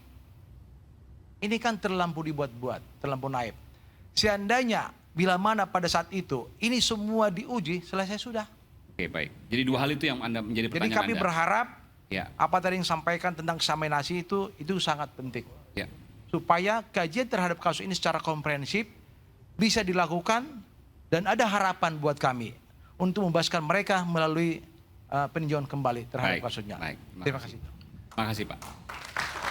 Jadi saya pinjam tadi dari Pak Yogi, ada dua hal. Yang pertama, sperma tidak dilakukan tes DNA. Yang kedua, soal CCTV tadi. Tadi CCTV sebenarnya sudah dijawab oleh, ya ada perbedaan antara tusukan samurai, kemudian setelah otopsi, bukan tusukan tapi lecet atau benda tumpul. Silakan Pak Ito. Baik, mungkin kita semua kalau melihat tujuan hukum itu kan ingin mendapatkan kepastian, keadilan, dan kemanfaatan. Sekarang Polri sedang berproses untuk membuktikan profesionalismenya, kemudian juga nama baik dan kredibilitasnya melalui eksaminasi. Kemudian di sini tentunya saya berharap kita jangan berspekulasi dulu, apalagi menyangka orang yang mungkin tidak bisa dibuktikan terkait dengan kasus ini, karena ini kan ada konsekuensi hukum. Saya kira memang kita akhirilah spekulasi ini, kita menunggu tentunya hasil dari eksaminasi dari kepolisian, dan mungkin harapan kita juga dari kejaksaan, dari Komisi Yudisial, sehingga melihat kasus ini secara utuh, sehingga akan dilihat keadilan ini. Karena bagaimanapun juga tentunya pihak Vina dan Eki mengharapkan keadilan, sebaliknya pihak dari yang saat ini dipidana juga mengharapkan keadilan. Nah, kita coba buktikan sekarang mulai di proses eksaminasi tadi, supaya kita semuanya bisa akan mendapatkan kepastian hukum, keadilan, dan tentunya ini akan menjadi contoh. Dan mungkin ada kasus-kasus lain seperti Gunung Es ya, yang belum muncul. Ya, saya kira mungkin ini harapan saya kembali, kita tidak usah berspekulasi, kita akhiri. Mungkin saat ini banyak drama-drama yang ada yang membuat saya sendiri kadang-kadang susah tidur. Karena tetangga saya sebelah saya buka terus, dan saya juga kata Bang Reza bingung karena pendapat orang beda-beda gitu. Tetangga saya tahu kan tempat tidur saya lah. Jadi saya kira mudah-mudahan ini semuanya kita bisa dengan yang dibuka. Bahkan Pak Ito dengan nyonya, dengan istrinya bisa berbeda tuh Pak ya? Oh, sangat berbeda Pak. Untuk kasus Vina ini? Ya, karena kan kadang-kadang kita terpengaruh dengan yang ada di YouTube, yang ada di ini, semuanya masing-masing beda-beda. Akhirnya ya kita sebagai yang mengerti masalah ini di back diam. Karena yang dikatakan tadi Bang Reza, kita juga jadi bingung. Untuk lebih baik itu kalau bingung daripada ribet, lebih baik kita diam. Sambil ya mungkin suara rakyat bersuara ini akan membuka nanti satu terobosan bagaimana kita membuka satu kasus dari aspek keadilan. Tapi kalau diam juga tidak mendukung juga Pak. Kenapa? Karena kalau diam maka tidak akan pernah muncul keadilan itu. Ya. Karena Maksud kita saya harus sama-sama mengawal ini. Siapapun itu ya, saya tidak bicara satu institusi, tapi semuanya harus kita kawal. Maksudnya diam itu Mas, kalau kita tidak pasti sesuatu, jangan kita berasumsi, jangan kita berspekulasi. Lebih baik kita memperhatikan, mencermati, karena percayalah bahwa Polri saat ini betul-betul sedang mempertaruhkan nama baiknya ya, karena kita semua ada jargon presisi. Dan di sini Pak Kapolri itu sangat beliau memperhatikan kalau memang ada kesalahan, beliau tidak pandang bulu. Kita sudah tahu kasus-kasus yang terdahulu. Demikian Mas. Dan Polri pasti terbuka soal ini, itu kan. Termasuk juga harapannya di Kejaksaan dan juga Komisi Yudisial tadi ya, di peradilan. Baik. Terakhir Bung Reza sebagai penutup. Ada dua kementerian dan lembaga yang sudah saya ajak komunikasi tapi lupa saya sebutkan. Berarti lewat rakyat bersuara ini calling bagi mereka. Silakan. Jangan lupa bahwa di antara 8 orang terpidana itu ada 1 orang yang masih berusia anak-anak saat itu. Namanya Saka. Saya sungguh-sungguh berharap bahwa karena ada 1 orang terpidana berusia anak-anak, maka Komisi Perlindungan Anak Indonesia bersama Kementerian Pemberdayaan Perempuan dan Perlindungan Anak untuk juga melakukan review terhadap proses perlakuan negara terhadap terpidana anak ini. Jadi sama-sama ikut mengawal juga bareng dengan eksaminasi tadi. Baik, tentu ini kita bicara bukan untuk hal yang buruk, tapi kita bicara untuk bagaimana mendapatkan keadilan. Pembunuhan Vina kasusnya bukan satu-satunya kasus yang belum tuntas. Masih ada banyak kasus yang juga diselimuti tabir misteri. Keluarga yang berduka butuh kepastian. Publik menanti kebenaran. Ungkap dan sampaikan keadilan. Saya Aiman Wicaksono, sampai jumpa di Rakyat Bersuara berikutnya. Masih Pak Ito.